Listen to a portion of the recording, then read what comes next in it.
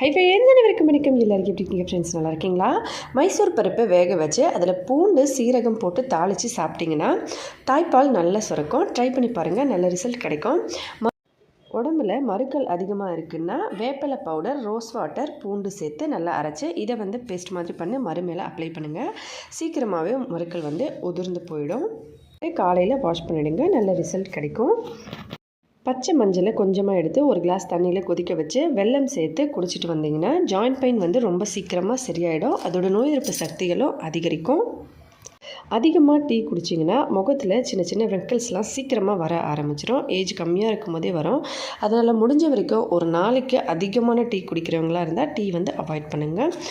ஜீரணமாகிறதுக்கு பச்சையான முள்ளங்கியை தோல் சீவிட்டு சேலட் மாதிரி பண்ணி சாப்பாடோடு சேர்த்து சாப்பிடுங்க. ரொம்ப சீக்கிரமாக ஜீரணமாகும். வீடியோ பிடிச்சிருந்தால் லைக் பண்ணி ஷேர் பண்ணி சப்ஸ்கிரைப் பண்ணுங்கள். ஹெல்த்தியாக சாப்பிட்டு சந்தோஷமாக சேஃபாக பத்திரமா வருங்க. நன்றி, வணக்கம்.